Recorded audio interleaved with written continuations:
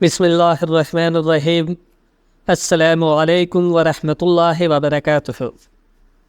ایک عبرتناک اور سبق آموز واقعہ پیش خدمت ہے۔ شیخ الوقت حضرت ابو عبداللہ اندلسی رحمۃ اللہ علیہ اپنے ساتھیوں اور مریدین کے ساتھ ایک سفر پر جا رہے تھے۔ آپ کے شاگرد حضرت شبلی رحمۃ اللہ علیہ بھی آپ کے ساتھ تھے۔ راستے میں ایک عیسائیوں کی بستی سے گزر ہوا۔ نماز کا وقت ہو چکا تھا۔ پانی کی تلاش کے لیے بستی میں موجود مندروں اور گرجا گھروں میں پہنچے، جن میں سورج پرستوں، یہودیوں، نصرانیوں اور پادریوں کا مجمع تھا۔ کوئی آگ کی پوجا کر رہا تھا، کوئی سورج کی پوجا کر رہا تھا، کوئی صلیب کو اپنا قبلہ بنائے ہوئے تھا۔ حضرت ابو عبداللہ اندلسی نے جب لوگوں کو غیر اللہ کی پرستش کرتے ہوئے دیکھا تو انہیں بیوقوف کہتے ہوئے طنزیہ مسکرا دیے اور دل میں سوچا کہ یہ کتنے کم عقل اور گمراہ ہے، جبکہ ہم صحیح راستے پر ہیں۔ حضرت ابو عبداللہ اندلسی کے دل میں تکبر کا پیدا ہونا اللہ تعالیٰ کو ناگوار گزرا اور فوراً حضرت ابو عبداللہ سے ولایت کا مرتبہ چھین لیا۔ حضرت شیخ اپنے ساتھیوں کے ساتھ ایک کنویں پر پہنچے، جس پر چند نوجوان لڑکیاں پانی بھر کر ایک دوسرے کو پلا رہی تھی۔ اتفاق سے استاد شیخ مرشد حضرت عبداللہ رحمۃ اللہ علیہ کی نظر ان لڑکیوں میں سے ایک لڑکی پر پڑی، جو کہ خداداد حسن جمال میں سب لڑکیوں سے ممتاز اور خوبصورت تھی۔ وہ قیمتی لباس اور زیور سے آراستہ تھی۔ شیخ ابو عبداللہ رحمۃ اللہ علیہ اس لڑکی کے عشق میں گرفتار ہو گئے۔ اللہ تعالیٰ نے ان کے دل سے ایمان کو نکال کر اس عیسائی لڑکی کا عشق ڈال دیا۔ شیخ مرشد اپنے ساتھیوں سمیت اسی بستی میں ڈیرا ڈال کر بیٹھ گئے اور ہر وقت اس لڑکی کی یاد میں غافل رہتے۔ البتہ جب نماز کا وقت آتا تو نماز ادا کر لیتے۔ سب شاگرد ان کی اس حالت سے پریشان تھے۔ حضرت شبلی رحمۃ اللہ علیہ فرماتے ہیں کہ تیسرے دن میں نے ان سے پریشانی کی وجہ پوچھی اور کہا کہ عرض فرمائیے کہ کیا وجہ ہے؟ تو شیخ صاحب نے فرمایا، میرے عزیزوں، میں اپنی حالت تم سے کب تک چھپاؤں گا؟ پرسوں میں نے جس لڑکی کو دیکھا تھا، اس کی محبت مجھ پر اتنی غالب ہو چکی ہے کہ میرے تمام وجود پر اس نے جادو کر دیا ہے۔ تم سب واپس بغداد چلے جاؤ، لیکن یہ ناممکن ہے کہ میں اس سرزمین کو چھوڑ دوں۔ حضرت شبلی رحمۃ اللہ علیہ نے فرمایا، اے میرے آقا، آپ اہل عراق کے پیر و مرشد ہیں اور علم و فضل اور عبادت گزاری میں شہرۂ آفاق ہیں۔ آپ کے مریدین کی تعداد 12,000 سے زیادہ ہے۔ بہت ہو چکا۔ قرآن مجید کی طفیل ہمیں اور ان سب کو رسوا نہ کیجیے۔ شیخ نے فرمایا، میرے عزیزوں، میرا اور تمہارا فیصلہ تقدیر خداوندی سے ہو چکا ہے۔ جب شیخ مرشد کسی صورت نہ مانے تو مایوس ہو کر سب شاگرد واپس بغداد لوٹ گئے۔ 1 سال بعد آپ کے شاگرد آپ کی حالت دریافت کرنے آئے تو بستی میں پہنچ کر وہاں کے لوگوں سے شیخ کا حال دریافت کیا تو لوگوں نے بتایا کہ وہ جنگل میں سور چرا رہے ہیں۔ شاگردوں نے جنگل میں جا کر دیکھا کہ شیخ خنزیروں کے سامنے کھڑے ہیں، اسی لاٹھی پر ٹیک لگائے ہوئے ہیں جس لاٹھی سے وعظ و خطبہ کے وقت سہارا لیا کرتے تھے۔ حضرت شبلی رحمۃ اللہ علیہ نے پوچھا، آپ نے یہ کیا حال بنا رکھا ہے؟ تو شیخ عبداللہ رحمۃ اللہ علیہ نے فرمایا، میرے بھائیوں، یہ میں نے اپنے اختیار سے نہیں کیا، میرے مولا نے جیسے مجھے چاہا ویسا ہی کر دیا۔ حضرت شبلی رحمۃ اللہ علیہ نے فرمایا، اے شیخ، آپ کو 30,000 حدیث زبانی یاد تھے، کیا اب بھی ان میں سے کوئی ایک حدیث یاد ہے؟ شیخ نے فرمایا، ایک حدیث یاد ہے جس کا ترجمہ ہے کہ جو شخص اپنا دین اسلام بدل ڈالے اس کو قتل کر ڈالو۔ حضرت شبلی رحمۃ اللہ علیہ فرماتے ہیں کہ ہم نے شیخ کا یہ حال دیکھا تو شیخ کو وہی چھوڑ کر اور مایوس ہو کر واپس بغداد کی طرف چل پڑے۔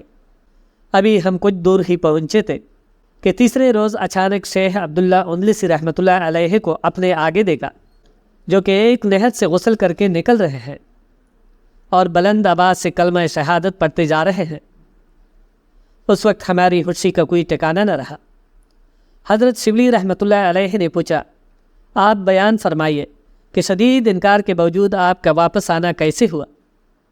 شیخ نے فرمایا، میرے دوستو، جب تم مجھے چھوڑ کر واپس ہوئے تو میں نے خدا کی برگاہ میں گڑ گڑا کر دعا کی، اے خدا مجھے اس مصیبت سے نجات دے، میں تیرا خطاکار بندہ ہوں، مجھے معاف کر دے۔ خدا تعالیٰ نے میری آواز سن لی اور میرے سارے گناہ معاف کر دیے۔ حضرت شبلی رحمۃ اللہ علیہ نے فرمایا، آپ کی اس آزمائش کا سبب کیا تھا؟ تو حضرت شیخ نے فرمایا، جب ہم گاؤں میں اترے اور بتخانوں اور گرجا گھروں پر ہمارا گزر ہوا، آتش پرستوں اور صلیب پرستوں کو غیر اللہ کی عبادت میں مشغول دیکھا، تو میرے دل میں تکبر اور بڑائی پیدا ہو گئی کہ ہم مومن تو سیدھے راستے پر ہیں، اور یہ کمبخت کیسے جاہل اور احمق ہیں کہ بے حس و بے شعور چیزوں کی پرستش کرتے ہیں۔ جیسے ہی میرے دل میں یہ خیال پیدا ہوا، مجھے اسی وقت ایک آواز آئی کہ یہ ایمان و توحید جو کچھ بھی ہے تمہارا ذاتی کمال نہیں ہے، یہ سب کچھ ہماری توفیق سے ہے۔ کیا تم اپنے ایمان کو اپنے اختیار میں سمجھتے ہو، جو ان کو حقیر سمجھتے ہو اور خود کو اعلیٰ سمجھتے ہو؟ اگر ہم چاہیں تو تمہیں ابھی بدل دے۔ لہٰذا مجھے اسی وقت یہ احساس ہوا کہ گویا ایک پرندہ میرے قلب سے نکل کر اڑ گیا، جو در حقیقت میرا ایمان تھا۔ حضرت شبلی رحمۃ اللہ علیہ نے فرمایا، اس کے بعد ہمارا قافلہ نہایت خوشی اور کامیابی کے ساتھ بغداد پہنچا۔ سب مریدین شیخ کی زیارت اور ان کے دوبارہ قبول اسلام سے خوشیاں منانے لگے۔ ایک مدت گزر گئی۔ ایک روز صبح کی نماز پڑھ کر شیخ بیٹھے ہوئے تھے کہ اچانک کسی نے حجرے کا دروازہ کھٹکھٹایا۔ دروازے پر دیکھا کہ ایک شخص سیاہ کپڑوں میں لپٹا ہوا کھڑا ہے۔ حضرت شبلی رحمۃ اللہ علیہ نے فرمایا، آپ کون ہیں اور کہاں سے آئے ہیں؟ آنے والے نے کہا کہ اپنے شیخ ابو عبداللہ رحمۃ اللہ علیہ سے کہہ دو کہ وہ لڑکی جس کو آپ فلاں گاؤں میں چھوڑ کر آئے تھے آپ کی خدمت کے لیے حاضر ہے۔ شیخ نے لڑکی سے مخاطب ہو کر فرمایا، تمہارا یہاں آنا کیسے ہوا اور یہاں تک تمہیں کس نے پہنچایا؟ لڑکی نے کہا، اے میرے سردار، جب آپ ہمارے گاؤں سے رخصت ہوئے اور مجھے خبر ملی تو میری بے چینی اور بے قراری اس حد تک پہنچ گئی کہ اس کو میرا دل ہی جانتا ہے۔ نہ بھوک رہی نہ پیاس، نیند تو کہاں آنی تھی۔ میں رات اسی بے چینی میں رہ کر صبح کے قریب ذرا لیٹ گئی تھی اور اسی وقت مجھ پر نیند غالب آ گئی۔ اسی حالت میں نے خواب میں ایک شخص کو دیکھا جو کہہ رہا تھا کہ اگر تم مومنات میں داخل ہونا چاہتی ہو تو بتوں کی عبادت چھوڑ دو اور شیخ کی اتباع کرو، اپنے دین سے توبہ کر کے شیخ کے دین میں داخل ہو جاؤ۔ لڑکی کہتی ہے کہ میں نے نیند کی حالت میں پوچھا کہ شیخ کا دین کیا ہے، تو اس نے بتایا کہ اس کا دین اسلام ہے۔ میں نے کہا کہ اسلام کیا ہے؟ اس نے کہا کہ اس بات کی دل و زبان سے گواہی دینا کہ اللہ کے سوا کوئی معبود نہیں اور محمد صلی اللہ علیہ وآلہ وسلم اللہ کے برحق رسول اور پیغمبر ہے۔ میں نے کہا ٹھیک ہے، میں شیخ کے پاس کس طرح پہنچ سکتی ہوں؟ اس شخص نے کہا اپنی آنکھیں بند کر لو اور اپنا ہاتھ میرے ہاتھ میں دو۔ میں نے کہا ٹھیک ہے، اور کھڑی ہو گئی اور ہاتھ اس شخص کے ہاتھ میں دے دیا۔ وہ شخص میرا ہاتھ پکڑے ہوئے تھوڑی دور چل کر بولے کہ بس آنکھیں کھول دو۔ چنانچہ میں نے اپنی آنکھیں کھولی تو اپنے آپ کو دجلہ کے کنارے پر پایا۔ اب میں پریشان ہو گئی اور آنکھیں پاڑ پاڑ کر دیکھ رہی تھی کہ چند منٹوں میں کہاں سے کہاں پہنچ گئی۔ اس شخص نے دوسری طرف اشارہ کر کے کہا کہ یہ سامنے شیخ کا حجرہ ہے، وہی چلی جاؤ اور شیخ سے کہنا کہ آپ کا بھائی حضرت خضر علیہ السلام آپ کو سلام کہتا ہے۔ میں اس شخص کے اشارے کے موافق یہاں پہنچ گئی اور اب آپ کی خدمت کے لیے حاضر ہوں، مجھے مسلمان کر لیجئے۔ شیخ ابو عبداللہ رحمۃ اللہ علیہ نے اس لڑکی کو مسلمان کر کے اپنے پڑوس کے حجرہ میں ٹھہرا لیا اور کہا کہ یہاں عبادت کرتی رہو۔ لڑکی عبادت میں مشغول ہو گئی اور زہد و عبادت میں شریک سبھی لوگوں سے آگے بڑھ گئی۔ وہ دن کو روزہ رکھتے اور رات کو اپنے خالق و مالک کے سامنے بنیازی کے ساتھ ہاتھ باندھ کر کھڑی رہتی ہے۔ مسلسل محنت اور عبادت سے بدن ڈل گیا، ہڈی اور چمڑے کے سوا کچھ نظر نہیں آتا تھا۔ آخر اسی حالت میں مریض ہو گئی اور مرض اتنا بڑھ گیا کہ موت کا نقشہ آنکھوں کے سامنے آنے لگا۔ اس کا سفر آخرتان پہنچ جاتا۔ اب اس کے دل میں اس کے سوا کوئی حسرت باقی نہ رہی کہ ایک مرتبہ شیخ کی زیارت سے اپنی آنکھیں ٹھنڈی کر لی جائے، کیونکہ جس وقت سے وہ اس حجرے میں مقیم ہوئی تھی اس وقت سے نہ شیخ نے اس کو دیکھا تھا اور نہ شیخ کی زیارت تو اس نے کی تھی۔ آخر شیخ کو بلوا بھیجا کہ موت سے پہلے ایک مرتبہ میرے پاس آ کر زیارت ہو جائے۔ شیخ یہ سن کر فوراً تشریف لائے۔ اس لڑکی نے لڑکڑاتی زبان اور بیٹی ہوئی آواز سے اتنا کہا، السلام علیکم ورحمۃ اللہ وبرکاتہ۔ شیخ نے شفقت بری آواز سے سلام کا جواب دینے کے بعد فرمایا، اے لڑکی، گھبراؤ نہیں، انشاءاللہ ان قریب ہماری ملاقات جنت میں ہونے والی ہے۔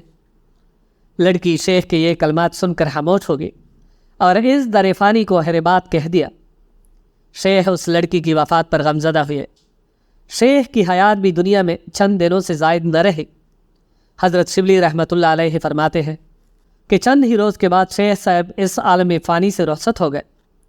کچھ دنوں بعد میں نے شیخ کو خواب میں دیکھا کہ جنت کے پرفضا باغ میں مقیم ہے اور 70 حوروں سے آپ کا نکاح ہوا ہے، جن میں سے ایک وہ یہی لڑکی تھی۔ محترم ناظرین، اس واقعہ سے ہمیں یہ سبق حاصل ہوا ہے کہ بے شک تکبر ایسی بلا ہے کہ شیخ المشاہد تک کو بھی کہاں سے کہاں پہنچا دیا۔ اللہ تعالیٰ محض اپنے فضل و کرم سے اس مصیبت سے بچائے رکھے اور اس واقعہ سے عبرت حاصل کرنے کی توفیق عطا فرمائے، آمین یا رب العالمین۔